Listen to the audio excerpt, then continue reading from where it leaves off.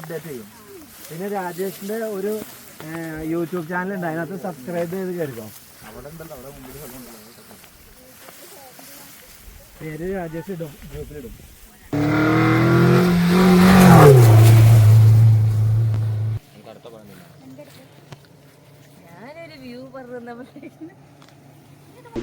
ഇവിടെ നടുക്കൊരു ചെറിയ ഒരു കുളമുണ്ട്, ഒരു പോണ്ട്. റെഡി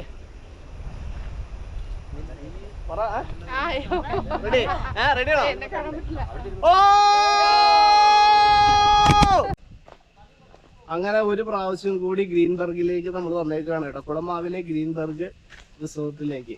അതായത് ഒരുപാട് കോട്ടേജുകളും ഒക്കെയുള്ള ഗ്രീൻബർഗ് എന്ന് പറയുന്ന ഈ റിസോർട്ടിലേക്ക് നമ്മൾ വീണ്ടും ഒരു പ്രാവശ്യം കൂടി ടീം ഔട്ടിങ്ങിന്റെ ഭാഗമായിട്ട്, ഞാൻ വർക്ക് ചെയ്യുന്ന സ്ഥാപനത്തിലെ ടീം ഔട്ടിങ്ങിന്റെ ഭാഗമായിട്ട് എത്തിച്ചേർന്നതാണ് കേട്ടോ.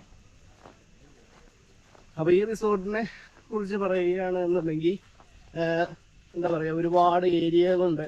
ഏകദേശം 100ന്റെ അടുത്ത് ഏക്കർ സ്ഥലം ഉള്ള ഒരു വിശാലമായ ഏരിയയിലാണ്, ഒരു ഹിൽസ് ഏരിയയിലാണ് ഈ ഒരു റിസോർട്ട് സ്ഥിതി ചെയ്യുന്നത്. ഏത് നിമിഷവും കാലാവസ്ഥകൾ ഇങ്ങനെ മാറി മറിയുന്ന ഒരു ഏരിയയില്. ഇപ്പൊ ഞാൻ വരുമ്പോഴൊക്കെ ഇവിടെ നല്ല വെയിലും കാര്യങ്ങളും ഒക്കെ ആയിരുന്നു. ഇതായിപ്പോ ഇവിടെ നല്ല കോടയും ഒക്കെ കയറി. അപ്പൊ അതിന്റെ തൊട്ടപ്പുറത്തൊക്കെ ഒരു ട്രക്കിംഗ് ഉണ്ട്, അതേപോലെ തന്നെ ജീപ്പ് സഫാരി ഉണ്ട്.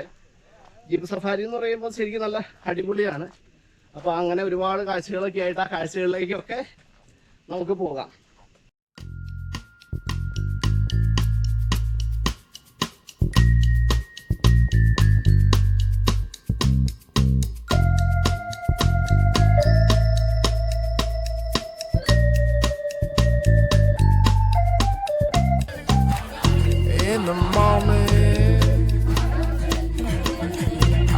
Up feeling no pain, long stretches I get to remember it. Then I see my bed is empty on one side, back in the sheet, the only place I can hide.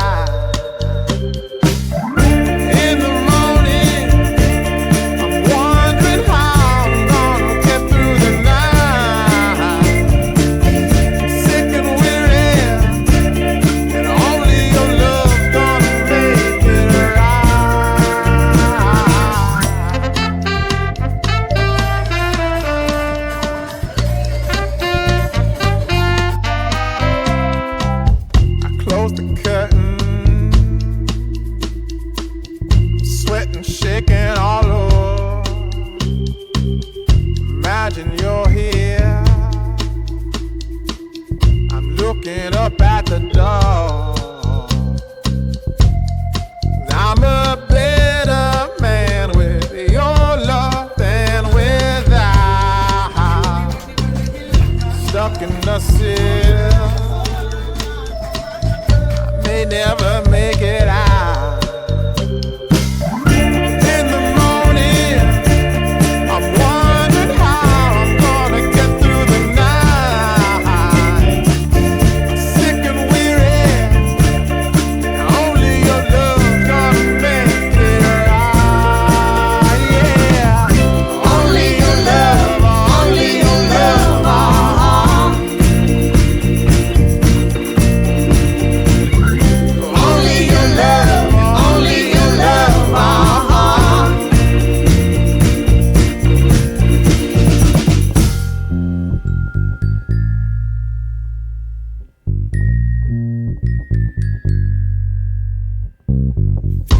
Just a little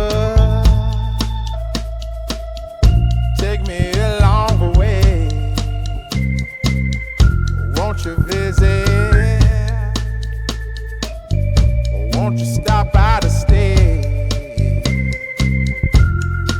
I'm a better man with your love than without. I'm innocent.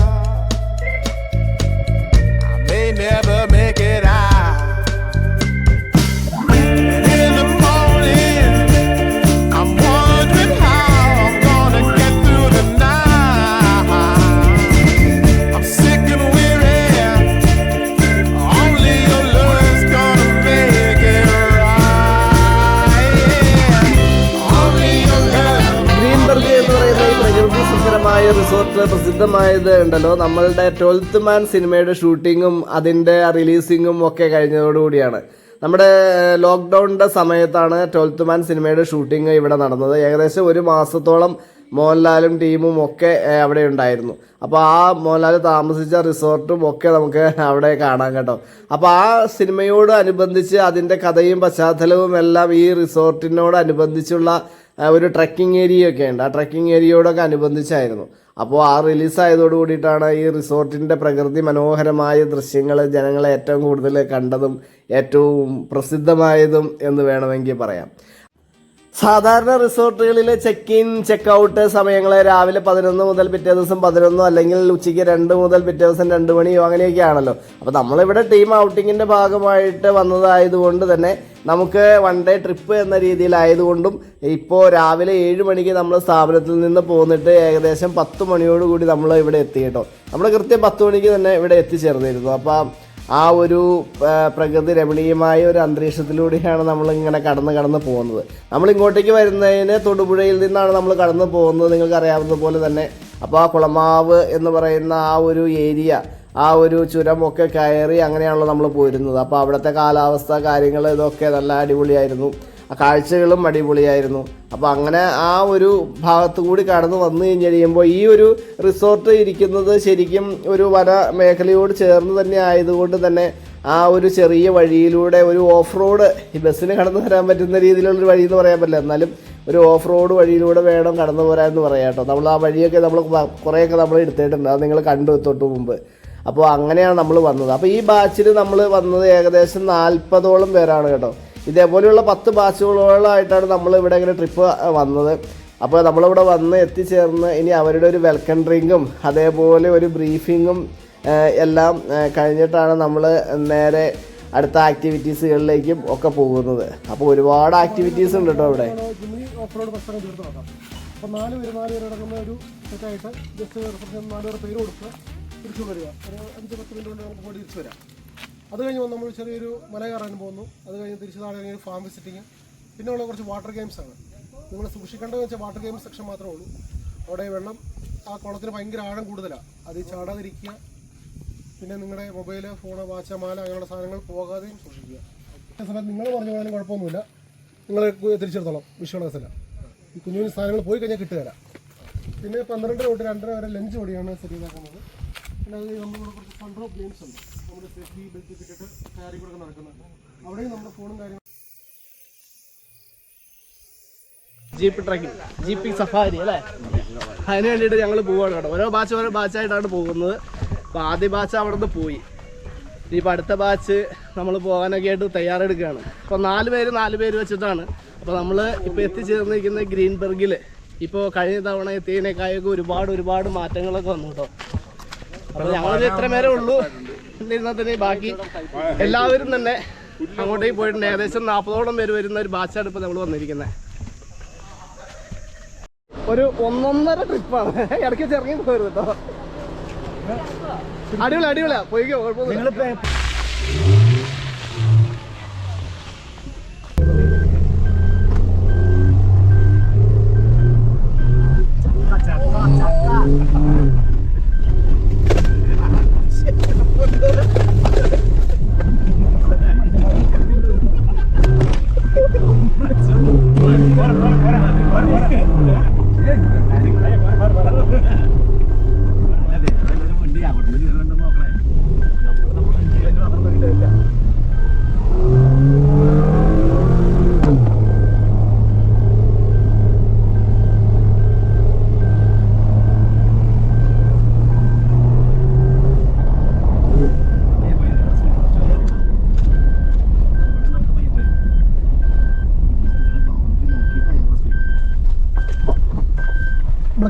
കുഴപ്പമൊന്നുമില്ല, മോന്റെ video നന്നായിട്ട് അത്രയുണ്ടോന്ന് മാത്രം നോക്കിയല്ലോ.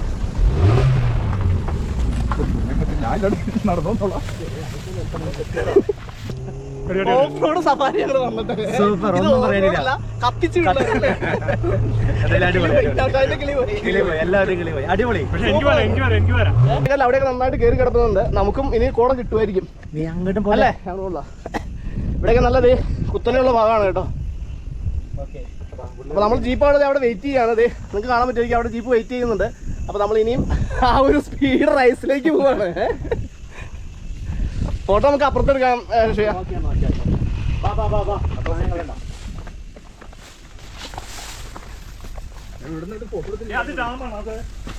ആ dam reservoir. അല്ല, ഇത് off road ആണോ speed rice ആണോ? Off road സമ്മതിക്കണോട്ടോ, എന്നാ ഡ്രൈവിംഗ് അത്. നമ്മൾ ഓഫ് റോഡ് പോയി കഴിഞ്ഞ് കഴിഞ്ഞിട്ട് തിരിച്ച് വന്നതിന് ശേഷം ഉണ്ടല്ലോ, ആ ഓഫ് റോഡ് ജീപ്പ് വരുന്നതിൻ്റെ എടുക്കാൻ വേണ്ടിയിട്ട് അടുത്ത ബാച്ചിനെയും കൊണ്ട് വരുമല്ലോ. അപ്പോൾ അതിൻ്റെ എടുക്കാൻ വേണ്ടിയിട്ട് ഞാനിവിടെ ദേ ഇങ്ങനെ കാത്തു നിൽക്കുന്നതായിട്ട് കാണുന്നത്. അപ്പോൾ അടുത്ത ബാച്ചിനെയും കൊണ്ട് പോയ വണ്ടി ഇതേ അപ്പുറത്തുനിന്ന് കറങ്ങി വരുന്നതിൻ്റെ സൗണ്ടൊക്കെ കേൾക്കാം. ഇനി അവിടെ ചെന്ന് അടുത്ത ബാച്ചിനെ എടുത്തുകൊണ്ട് വരുന്നതിൻ്റെ ഒരു ഇത് ഞാൻ കാണിച്ചു തരാം. ഇപ്പോൾ വണ്ടിയിൽ പോയപ്പോൾ വണ്ടി കണ്ടില്ലല്ലോ നിങ്ങൾ, ആ പോകുന്നത് മാത്രമല്ലേ കണ്ടോളൂ. അപ്പോൾ അത് ഇനിയിപ്പോൾ വണ്ടി വരുന്നത് കൂടി കാണാം കേട്ടോ.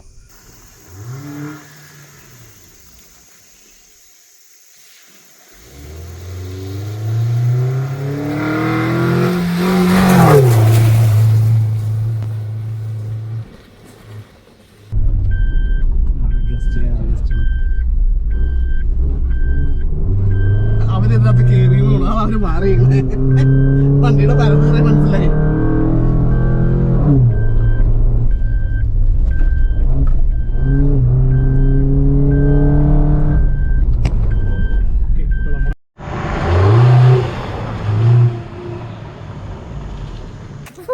കടിക്ക് കടിക്ക് കടിച്ചു നോക്ക്. ഹൈ റേഞ്ചിന്റെ ഉണ്ടല്ലോ കാലാവസ്ഥകൾക്ക് അനുയോജ്യമായ രീതിയിലുള്ള പഴവർഗ്ഗങ്ങളും ഇവിടെ ധാരാളം ഉണ്ട്. ഇപ്പോൾ ഓറഞ്ചിനോട് സമാനമായ പുളിയൻ ഓറഞ്ച്, ചെറിയതായിട്ടുള്ള ഓറഞ്ച്. പക്ഷേ ഈ തവണ മിക്കതും നന്നായിട്ട് മൂത്ത ടൈപ്പായിരുന്നു കേട്ടോ, പഴുത്ത് തുടങ്ങിയ ടൈപ്പായിരുന്നു. അതുകൊണ്ട് തന്നെ ചെറിയ പുളി, ചിലതിനൊക്കെ ചെറിയ പുളി കുറവുണ്ട്, ചിലതിന് നല്ല പുളി ഉണ്ടായിരുന്നു.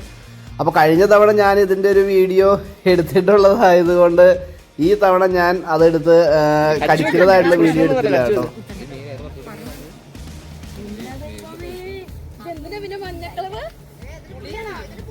പുളിയില്ല, ഒട്ടും പുളിയില്ല, നല്ല മധുരമുണ്ട്. ഭയങ്കര പുളിയാണ്.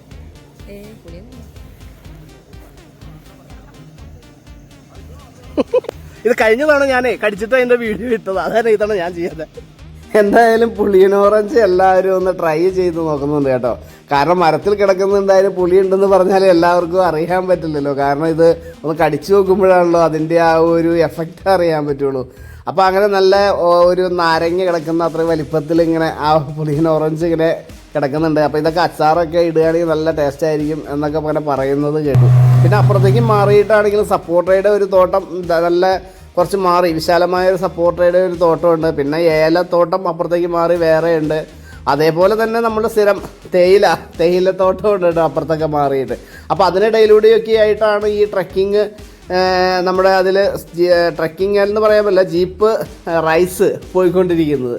അപ്പോൾ ആ ഭാഗങ്ങളൊക്കെ നമ്മളിപ്പോൾ ഇന്ന് പോയ ട്രക്കിംഗ് അല്ലാതെ ഇതിനപ്പുറത്തേക്ക് മാറി വേറൊരു ട്രക്കിംഗ് ഏരിയ ഉണ്ട്, ജീപ്പ് റൈസ് ഏരിയ ഉണ്ട്. അവിടെ കുറച്ചും കൂടി ടഫും കുറച്ചും കൂടി ത്രില്ലും ആയിട്ടുള്ളൊരു ഏരിയ ആണ് കേട്ടോ. അവിടെ ഇപ്പോൾ മഴ പെയ്തിട്ട് വെള്ളം ചെറുതായിട്ട് ഇങ്ങനെ കെട്ടിക്കിടന്നത്, അതായത് ചെളി കെട്ടിക്കിടക്കുന്നത് കൊണ്ട് ആ ഭാഗത്തുകൂടി ഞങ്ങൾ പോയ അന്ന് ട്രക്കിങ് ഉണ്ടായിരുന്നില്ല. പക്ഷേ ഞങ്ങൾക്ക് മുമ്പ് പോയ ബാച്ചിന് ആ ഭാഗത്തായിരുന്നു ട്രക്കിംഗ് എന്ന് അവർ പറഞ്ഞായിരുന്നു. ഞാൻ ആ ട്രക്കിംഗ് ഏരിയയുടെ വീഡിയോ എടുത്തിട്ടുണ്ട്, അത് കുറച്ച് കഴിയുമ്പോൾ നമുക്ക് കാണാം. ഇതിൻ്റെ ബാലൻസ് ആയിട്ട് വരുന്നുണ്ട് കേട്ടോ. ഇപ്പോൾ നമ്മൾ കയറിപ്പോയിക്കൊണ്ടിരിക്കുന്ന ഈ ഭാഗമല്ലേ, അതിന് തൊട്ട് ചേർന്നുള്ള ഒരു ട്രക്കിംഗ് ഏരിയയാണ്. ഒരു മലമുകളിലേക്കാണ് നമ്മൾ കയറിപ്പോയിക്കൊണ്ടിരിക്കുന്നത്. ഈ മലമുകളിൽ വേറൊരു പ്രത്യേകത കൂടിയുണ്ട്. നമ്മുടെ 12th മാൻ സിനിമയിൽ ഉള്ള ആ ഒരു കഥയിൽ ഒരു പ്രധാന ഭാഗം നടന്നതും ഈ മലമുകളിൽ ബേസ് ചെയ്തിട്ടാണ്. അതിനോട് ചേർന്നിട്ടുള്ള ഒരു ഫെൻസിങ്ങിൻ്റെ ഭാഗത്താണ് ആ കഥയിലെ ഒരു പ്രധാന സംഭവം നടക്കുന്നതും അതിനോടനുബന്ധിച്ചുള്ള അന്വേഷണത്തിനൊക്കെ ആയിട്ട് മോഹൻലാൽ വരുന്നതും ഒക്കെ. എത്ര ഭംഗിയാണല്ലേ ഇതിൻ്റെ ടോപ്പിൽ ഇങ്ങനെ കയറി കാണാൻ. ഈ ഒരു പുല്ല് ഇങ്ങനെ മൃഗങ്ങൾക്ക്, അതായത് ആനയ്ക്കൊക്കെ ഏറ്റവും ഇഷ്ടപ്പെട്ട ഒരു പുല്ലാണ് ഇതിങ്ങനെ വേനൽക്കാലമൊക്കെ ആയി കഴിഞ്ഞ് കഴിയുമ്പോൾ തീരെ ഉണങ്ങിപ്പോയിട്ട് മഴക്കാലമൊക്കെ ആകുമ്പോൾ വീണ്ടും ഒന്ന് പൊടിച്ച് നല്ല ഇതായിട്ടൊക്കെ വരും. അപ്പോൾ ആ സമയത്തൊക്കെ ആനകൾക്കൊക്കെ ഭയങ്കര ഇഷ്ടമുള്ളതാണ്. ഇപ്പോൾ നമ്മൾ നിൽക്കുന്നതിന് കുറച്ചങ്ങോട്ട് മാറിക്കഴിഞ്ഞ് കഴിഞ്ഞാൽ ഏകദേശം ഒരു 1/2 കിലോമീറ്ററോളം അങ്ങോട്ട് മാറിക്കഴിഞ്ഞ് കഴിഞ്ഞാൽ ഒരു ഫോറസ്റ്റ് ഏരിയയാണ്. അപ്പോൾ ആ ഭാഗത്തേക്ക്, അതായത് ഇപ്പോൾ ഈ നിൽക്കുന്ന മലയുടെ തൊട്ടപ്പുറം കാണുന്ന മല, ആ മലയുടെ ഭാഗത്തേക്ക് നമുക്ക് പോകാൻ പറ്റില്ല. അത് ഫോറസ്റ്റിൻ്റെ ഏരിയ ആണ്. അങ്ങ് ദൂരെ കാണുന്ന മല കണ്ടോ, ആ മലയുടെ ഭാഗത്ത് എന്ന് പറയുന്നത് ഫോറസ്റ്റിൻ്റെ ഏരിയയാണ്. അപ്പോൾ ഇതൊക്കെയാണെന്ന് വെച്ച് കഴിഞ്ഞാൽ നമ്മുടെ റിസോർട്ടിൻ്റെ ഭാഗങ്ങൾ തന്നെ ആയതുകൊണ്ട് ഇവിടെയൊക്കെ നമുക്ക് പോകുന്നതിന് കുഴപ്പമില്ല. പക്ഷേ ഞങ്ങളൊരു കുറച്ചൊരു 10-20 മീറ്റർ അപ്പുറത്തേക്ക് മാറി കുറച്ച് ഞങ്ങളൊന്ന് കയറി പോയിട്ടോ, ആ പുല്ലിൻ്റെ ഉള്ളിലൂടെയൊക്കെ ഒന്ന് നടക്കാൻ വേണ്ടിയിട്ട്. അത് നല്ല രസമുള്ളായിരുന്നു, പ്രത്യേകിച്ച് വിഷ്വലിന്. നടന്നു പോകുമ്പോഴും നല്ല രസമാണ്, അതേപോലെ തന്നെ ആ വിഷ്വൽ നമ്മൾ ക്യാമറയിൽ എടുക്കുമ്പോഴും നല്ല ഭംഗിയാണ്. അപ്പോൾ ഞങ്ങൾ നിന്ന് കുറച്ച് നേരം കഴിഞ്ഞപ്പോഴത്തേക്കും ചെറിയൊരു വെയിലെന്ന് പറയാൻ പറ്റില്ല, എന്നാലും ചെറിയൊരു ഇതുണ്ടായിരുന്നു. അതിനോടൊപ്പം തന്നെ കോടയും കയറി. അപ്പോൾ ജിൻസൺ ഞങ്ങളോട് പറയുമായിരുന്നു, ജിൻസനാണ് സ്ഥിരം ഡ്രൈവറായിട്ട് വന്നുകൊണ്ടിരിക്കുന്നത്. അപ്പോൾ ഇതുവരെ വന്ന ട്രിപ്പുകളിൽ നമുക്കായിരുന്നു ഈ ചെറിയ വെയിലിനിടയ്ക്കുള്ള കോട കിട്ടിയതെന്ന് പറയായിരുന്നു. മറ്റുള്ളവർക്ക് മഴയ്ക്ക് മുമ്പുള്ള കോടയോ ഒക്കെ മഴയുടെ ഇടയ്ക്കൊക്കെ ആയിട്ടുള്ള കോടയാണ് കിട്ടിയത്. എത്ര ആഴമുള്ള ഒരു ഭാഗമാണ് ഇവിടേക്കെന്ന് അറിയോ?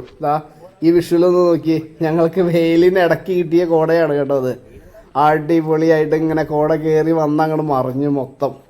പിന്നെ വൈകുന്നേരവും ഞങ്ങൾക്ക് കോട കിട്ടിയായിരുന്നു. അപ്പോൾ നമുക്ക് അത് കഴിഞ്ഞ് ഉള്ളത് ഈ ഒരു ഏരിയയിലൂടെ നമ്മളൊന്ന് കുറച്ച് ദൂരം, ഒരു സ്വല്പം ദൂരം 10-20 മീറ്റർ നമ്മൾ ഉള്ളിലേക്ക് കുറച്ചൊന്ന് കയറി. ഇത് തൊട്ടടുത്ത് തന്നെ ഒരു ചെറിയ ഒരു ഇതേപോലെ തന്നെ ഒരു വ്യൂ പോയിന്റ് പോലെയുള്ള ഇതുണ്ട്. അങ്ങോട്ട് കുറച്ചൊന്ന് നീങ്ങിപ്പോയായിരുന്നു കേട്ടോ.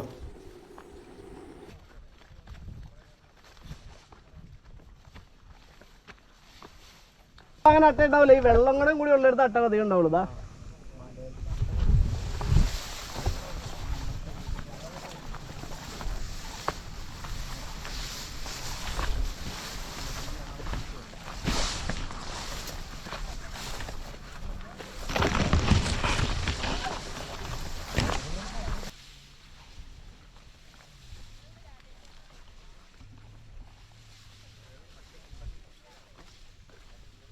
നമ്മൾ സ്ഥിരം പോകാറുള്ള ട്രക്കിംഗ് ഏരിയകൾക്ക് സമാനമായിട്ടുള്ളൊരു ഭാഗങ്ങൾ കണ്ടിട്ടാവണം എനിക്ക് പെട്ടെന്ന് അങ്ങനെ കുറച്ച് ദൂരം അങ്ങനെ മുന്നോട്ടൊന്ന് പോകണം എന്ന് തോന്നിയത്. അതും അതിങ്ങനെ പൊങ്ങി നിൽക്കുന്ന, ആ ഇടതൂർന്ന് നിൽക്കുന്ന ആ ഒരു ഇഞ്ചിപ്പുല്ല്, അല്ലെങ്കിൽ അതിന് സമാനമായ പുല്ല്. ഇഞ്ചിപ്പുല്ലല്ല ശരിക്കും ഇത്, നമ്മളുടെ ലെമൺ ഗ്രാസിൻ്റെ പുല്ല് ഇതല്ല ശരിക്കും.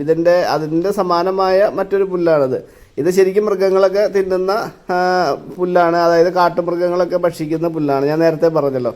അപ്പോൾ അതിനിടയിലൂടെ നടക്കാനുള്ള ഒരു രസം കൊണ്ട് കുറച്ച് ദൂരം ഞാനിങ്ങനെ നടന്നു പോകുന്നതാണ് കേട്ടോ. ഒരു കൂടി വന്നാൽ ഒരു 10-50 മീറ്റർ എന്നൊക്കെ പറയാം. അത്ര ദൂരം മാത്രമേ നമ്മൾ പോകുന്നുള്ളൂ. അപ്പോൾ ക്യാമറയിൽ കാണുമ്പോൾ അങ്ങ് അപ്പുറത്ത് കുറേ ദൂരം നമ്മൾ പോയി എന്ന് തോന്നും. മരങ്ങളൊക്കെ നിൽക്കുന്നില്ലേ, അവിടെയാണ് ശരിക്കും പറഞ്ഞാൽ നമ്മൾ ആദ്യം നിന്ന ഒരു ഭാഗം എന്ന് പറയുന്നത്. അപ്പോൾ നമ്മൾ കുറച്ച് ദൂരം ഒന്ന് തൊട്ട് പുറകെ അവരും ഉണ്ട് കേട്ടോ. അങ്ങനെ അങ്ങനെ വന്ന ആ ഒരു പോയിൻറ്റിൻ്റെ അടുത്ത് വരെ വന്നൊരു വ്യൂ പോയിൻ്റ് തൊട്ടടുത്ത് ഇവിടെ ഉണ്ട്. ആ വ്യൂ പോയിൻറ്റിൻ്റെ അവിടെ വരെ ഒന്ന് വന്ന് ജസ്റ്റ് നമ്മൾ എന്നിട്ട് തിരിച്ചു പോയി കേട്ടോ.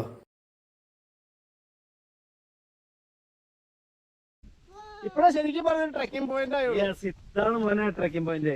വഴി തെളിച്ചൊക്കെ പോകുന്നു. അടിപൊളി. അവിടെ കയറാൻ പറ്റുമോ? നോക്കണ്ടല്ലോ, കുഴിയൊക്കെ ഞാൻ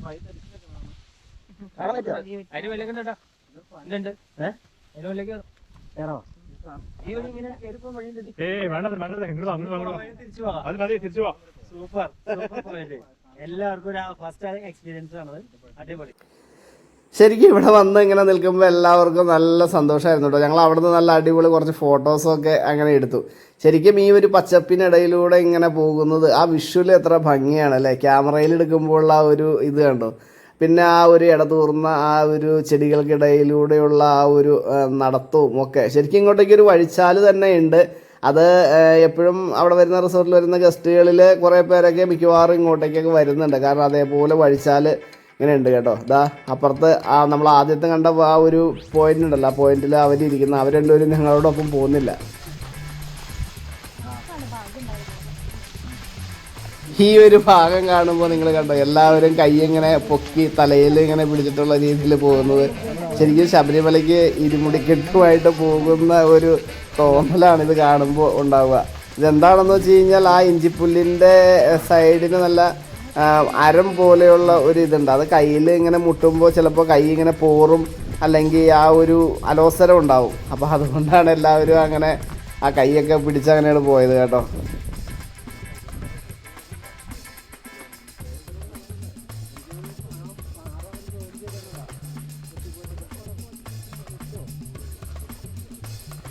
അങ്ങനെ ആ ട്രെക്കിംഗ് ഏരിയയിൽ നിന്ന് നമ്മളിനി നേരെ താഴെ റിസോർട്ടിൻ്റെ ഭാഗത്തേക്ക് പോവുകയാണ് കേട്ടോ. അപ്പോൾ ഇനി നേരെ ചെല്ലുമ്പോഴേക്കും നമുക്ക് ഭക്ഷണം കഴിക്കാനുള്ള സമയം ആയിക്കാണ്. ഇപ്പോൾ സമയം ഏകദേശം 12 മണി കഴിഞ്ഞു.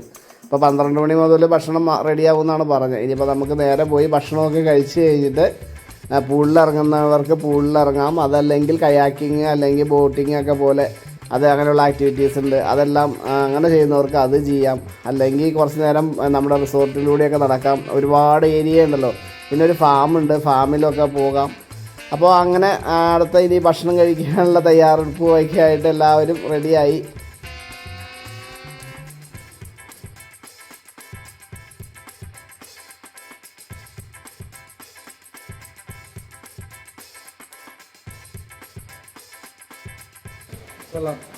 അടിപൊളി.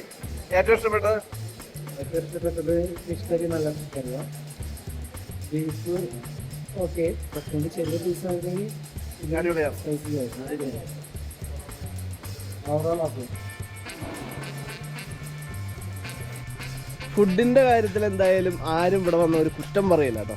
എല്ലാ വിഭവങ്ങളും അല്ലേ അടിപൊളിയായിട്ട് നല്ല സൂപ്പർ ഫുഡാണ് കേട്ടോ. ആ കാര്യത്തിൽ എന്താണ് 100-ൽ 100 മാർക്കാണ്. പിന്നെ ഇതിൻ്റെ ഏരിയ എന്നൊക്കെ പറയുന്നത് വളരെ വിശാലമായ ഏരിയയാണ്. ഏകദേശം 65-70 ഏക്കറിൻ്റെ അടുത്താണ് ഈ ഒരു ഇത് റിസോർട്ട് ഇവിടെ സ്ഥിതി ചെയ്യണം കേട്ടോ. മൊത്തം നല്ല അടിപൊളി. ഇപ്പോൾ ഇനിയിപ്പോൾ കോടയൊക്കെ കയറും. മഴയായിരുന്നു. ഞങ്ങൾ ഫുഡ് കഴിച്ചുകൊണ്ടിരുന്ന കറക്റ്റ് സമയത്താണ് ഞങ്ങൾക്ക് മഴ കിട്ടിയത്. ചക്ക ഉണ്ടായി കിടക്കണ്ടല്ലേ, നിറച്ച് ചക്ക ഉണ്ടായി കിടപ്പുണ്ടേ. അപ്പോൾ നമുക്ക് മഴ കിട്ടിയത് ഈ ഫുഡ് കഴിച്ചുകൊണ്ടിരുന്ന സമയത്താണ് കേട്ടോ. അതുകൊണ്ട് ഞങ്ങൾക്ക് ആ സമയനഷ്ടമൊന്നും ഉണ്ടായില്ല. മഹേഷേ ഫുഡ് കഴിച്ചോ? ഇപ്പോൾ കയാക്കിങ്ങിന് പോകണല്ലേ? ഓക്കെ, ഇനിയിപ്പോൾ എല്ലാവരും കയാക്കിങ്ങിനും ഒക്കെ പോകാനായിട്ടുള്ളൊരു തയ്യാറെടുപ്പിലാണ്. റിസോർട്ടിൻ്റെ ഏകദേശം ഒരു താഴ്ഭാഗത്തായിട്ടാണ് ഈ ഒരു കയാക്കിങ്. കുറച്ച് താഴേക്ക് ഇറങ്ങി പോകണം. അപ്പോൾ ആ ഒരു ഭാഗത്ത് കൃത്രിമമായിട്ട് ഉണ്ടാക്കിയിട്ടുള്ള ഒരു പൂൾ ഏരിയ അല്ലെങ്കിൽ ഒരു തടാകത്തിൻ്റെ ഒരു ഭാഗത്തായിട്ടാണ് ഇതിങ്ങനെ വെള്ളം കെട്ടി നിർത്തിയിരിക്കുന്ന ഒരു ഭാഗത്തായിട്ടാണ്. നല്ല ആഴോടെന്നാട്ടോ പറഞ്ഞത്, കുളം താത്തിയിരിക്കുന്നതാവും അവരവിടെ. അപ്പോൾ അങ്ങനെ 1-2 അങ്ങനെയുണ്ട്. അപ്പോൾ ആ ഭാഗത്താണ് കയാക്കിങ്ങും ബോട്ടിങ്ങും എല്ലാം നടത്തുന്നത്. അപ്പോൾ അവിടെ പോയി അങ്ങനെ ഞങ്ങൾ വെള്ളത്തിലൊന്നും അങ്ങനെ ഇറങ്ങിയില്ല. പക്ഷേ കുറച്ച് നേരമൊക്കെ കണ്ട് മറ്റുള്ളവർ പോകുന്നതും ഒക്കെ കണ്ടും കുറച്ച് വീഡിയോയൊക്കെ എടുത്തു. അങ്ങനെ തിരിച്ച് എന്നിട്ട് പോന്നു.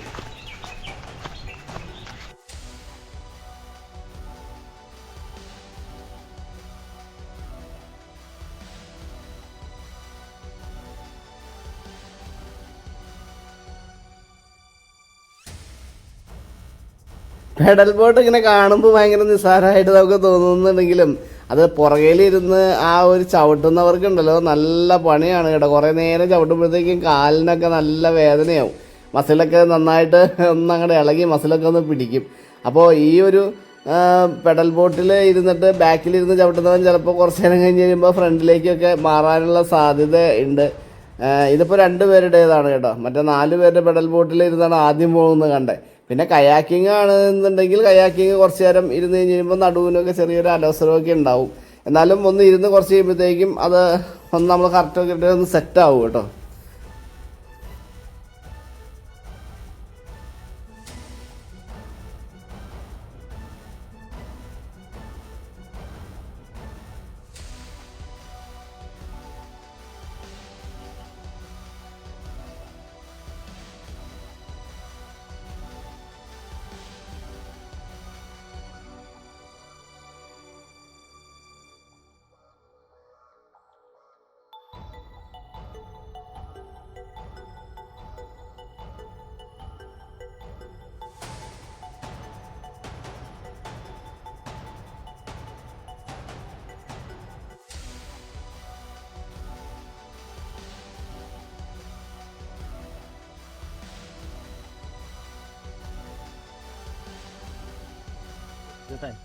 പൊട്ടിച്ചിന് കുഴപ്പമൊന്നും ഉണ്ടാവില്ല.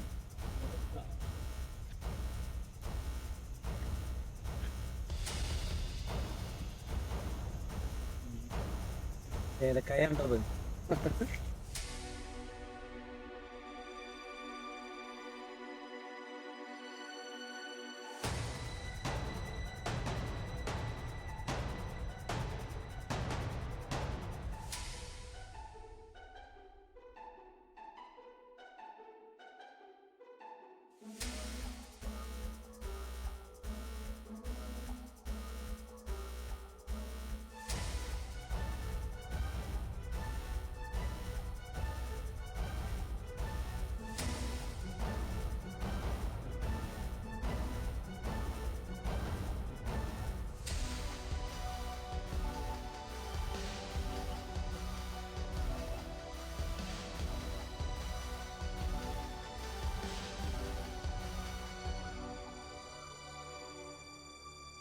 ഞാൻ ഇത്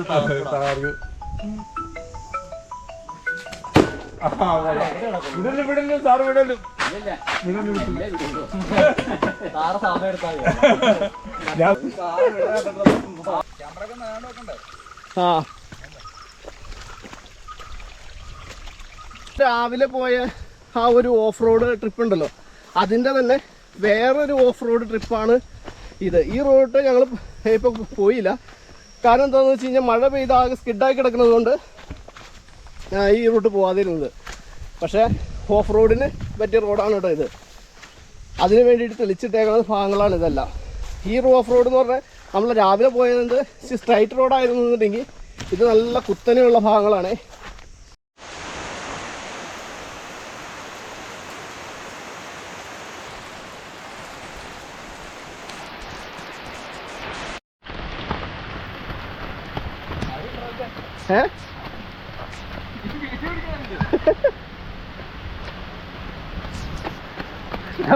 ഓടുന്ന വീഡിയോ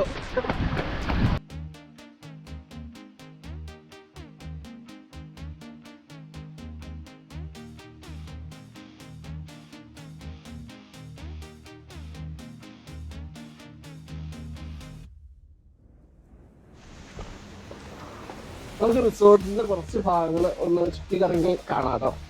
അപ്പോൾ ഞാൻ നേരത്തെ പറഞ്ഞതുപോലെ തന്നെ, ഞാൻ ആദ്യം പറഞ്ഞത് ഏകദേശം 60 ഏക്കറോളം ഉള്ള സ്ഥലം എന്നാണ് പറഞ്ഞത്. പക്ഷെ 60 ഏകദേശം 100ന്റെ അടുത്ത് ഏക്കറോളം സ്ഥലങ്ങളുള്ള ഒരു റിസോർട്ടാണ് കേട്ടോ ഇത്. എല്ലാം ഒരുപാട് കോട്ടേജുകളും എല്ലാം ഉള്ള ഒരു റിസോർട്ട്. അപ്പോൾ ഈ ഒരു ഭാഗത്ത് റിസോർട്ടിന്റെ ഒരു നല്ല വൈബുള്ള ഒരു ഏരിയ ആണ്.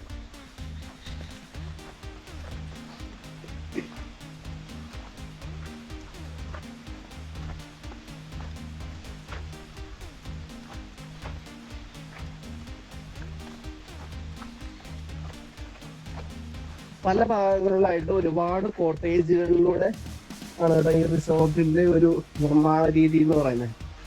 അത് നമ്മൾ ആദ്യം പോയ ആ ഭാഗങ്ങൾ ഉൾപ്പെടെ അങ്ങനെ പല ഏരിയയിലും ഒക്കെ ആയിട്ടാണ് കേട്ടോ. നല്ല രസമുള്ള ഒരു ഏരിയ. ശരിക്കും പറഞ്ഞാൽ ഞാൻ നേരത്തെ കഴിഞ്ഞ വീഡിയോയിൽ നമുക്ക് പറഞ്ഞതുപോലെ തന്നെ ഒരു കൊട്ടാര സദൃശ്യമായ രീതിയിലുള്ള അല്ല, ചില കൊട്ടാരങ്ങൾ ഇങ്ങനെയാണല്ലോ, കൊട്ടാര സദൃശ്യമായ രീതിയിലുള്ള ഒരു പല ഭാഗങ്ങളിലും ചെറിയ ചെറിയ കെട്ടിടങ്ങളും അങ്ങനെയൊക്കെ ആയിട്ടുള്ള ഒരു രീതി. ഇവിടെ നടുക്ക് ഒരു ചെറിയ ഒരു കുളമുണ്ട്, ഒരു പോണ്ട്.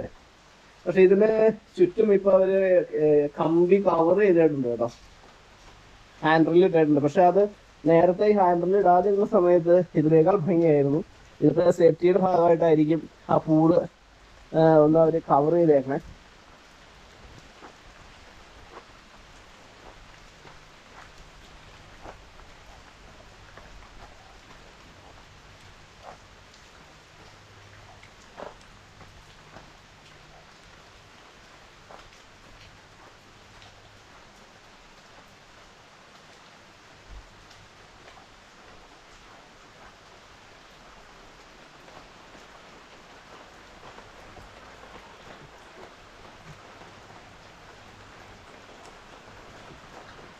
കഴിഞ്ഞ തവണ ഞങ്ങൾ വന്നു കഴിഞ്ഞപ്പോൾ ഇവിടെയായിരുന്നു കേട്ടോ റൂം. ഈ തവണ നമുക്ക് അപ്പുറത്താണ് കിട്ടിയിരിക്കുന്നത്.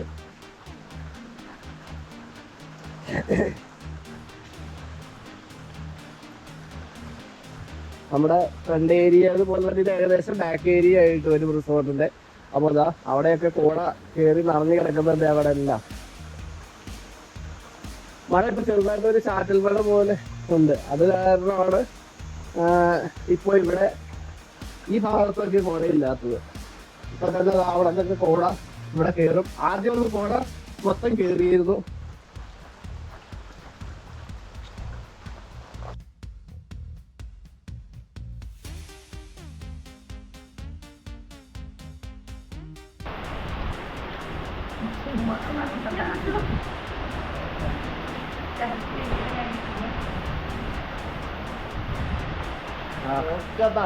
തണുത്ത് ഇറങ്ങരുത്, ഇത് വേറൊരു വൈബ്.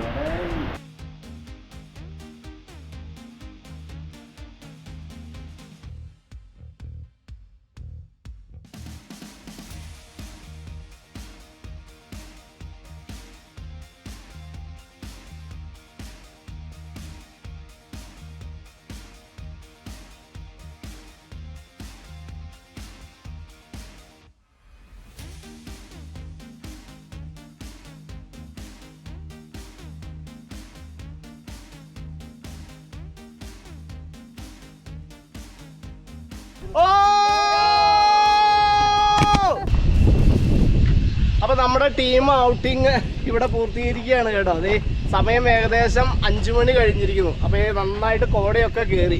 അപ്പൊ നമ്മുടെ ഔട്ടറാണ് ഇപ്പൊ ഞാൻ എടുത്തുകൊണ്ടിരിക്കുന്നത്. നല്ല കോട കയറുന്ന നല്ല വിശാലമായ ഏരിയയുള്ള അങ്ങനെ ഗ്രീൻബർഗ് എന്ന് പറയുന്ന ഈ റിസോർട്ടിൽ നിന്ന് നമ്മൾ ഇങ്ങനെ വിടവാങ്ങുകയാണ്. അപ്പോൾ നമ്മുടെ വീഡിയോയും അല്ലെങ്കിൽ കാഴ്ചകളും ഒക്കെ നിങ്ങൾക്ക് ഇഷ്ടപ്പെട്ടിട്ടുണ്ടാവും എന്ന് വിശ്വസിക്കുന്നു. അപ്പോൾ നല്ല നല്ല വീഡിയോകളുമായിട്ട് നമുക്ക് വീണ്ടും കാണാം. ബൈ.